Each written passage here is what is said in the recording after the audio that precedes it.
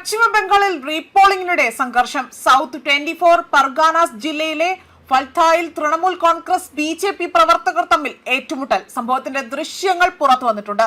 സംസ്ഥാനത്തെ 15 ബൂത്തുകളിൽ റീപോളിംഗ് പുരോഗമിക്കുന്നതിനിടയിലാണ് സംഭവം ഉണ്ടായിരിക്കുന്നത്. ഏപ്രിൽ 29-ന് നടന്ന വോട്ടെടുപ്പിൽ വ്യാപക ക്രമക്കേടുകൾ റിപ്പോർട്ട് ചെയ്തിരുന്നു. വോട്ടിംഗ് മെഷീനിൽ ടേപ്പ് ഒട്ടിച്ചുകൊണ്ട് ബട്ടൺ മറച്ചതടക്കമുള്ള പരാതികൾ ഉയർന്നിരുന്നു.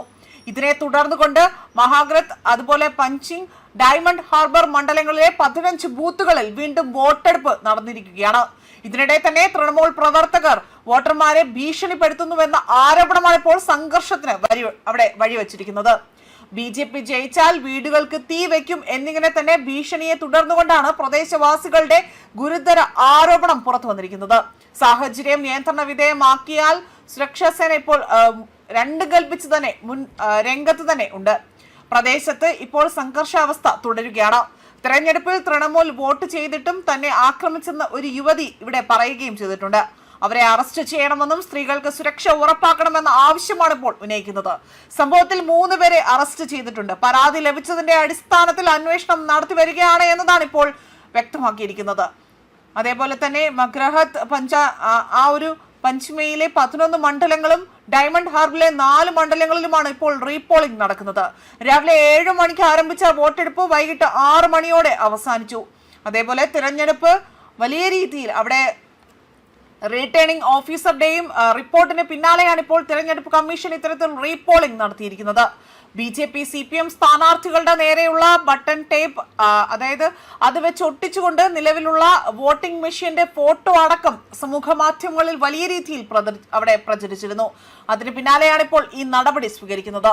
പശ്ചിമ ബംഗാൾ നിയമസഭാ തെരഞ്ഞെടുപ്പിന്റെ വോട്ടെണ്ണൽ അത് നടക്കാനിരിക്കെ തന്നെ തൃണമൂൽ കോൺഗ്രസിന് സുപ്രീം കോടതിയിൽ നിന്ന് തിരിച്ചടി ലഭിക്കുകയും ചെയ്തിരിക്കുകയാണ്.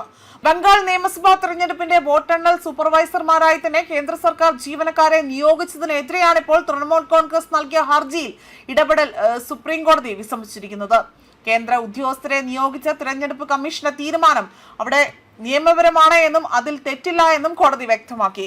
കേന്ദ്ര ജീവനക്കാർക്ക് ഏതെങ്കിലും തരത്തിലുള്ള പക്ഷപാതമുണ്ട് എന്ന് മുൻകൂട്ടി കരുതാനാകില്ല എന്നതാണ് കോടതി നിരീക്ഷണം.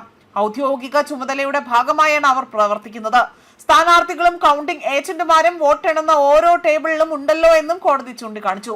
കൗണ്ടിംഗ് സൂപ്പർവൈസറും കൗണ്ടിംഗ് ഏജന്റും കേന്ദ്ര ഉദ്യോഗസ്ഥരാണെങ്കിൽ പോലും ചട്ടപ്രകാരം അതിൽ പിശകില്ല. എന്നാൽ വോട്ടെണ്ണൽ ക്രമീകരണത്തിൽ സന്തുലിതാവസ്ഥ ഉറപ്പാക്കുന്നുണ്ട് എന്നും കൗണ്ടിംഗ് സൂപ്പർവൈസർ കേന്ദ്ര ഉദ്യോഗസ്ഥനും കൗണ്ടിംഗ് അസിസ്റ്റന്റ് സംസ്ഥാന സർക്കാർ ഉദ്യോഗസ്ഥനുമാണ് എന്നും തിരഞ്ഞെടുപ്പ് കമ്മീഷൻ ഇപ്പോൾ കോടതിയെ അറിയിച്ചിരിക്കുകയാണ്.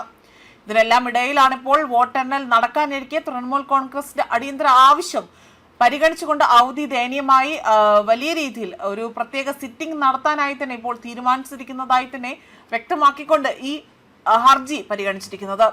ന്യൂസ് ഡെസ്ക് കർമ്മ ന്യൂസ്.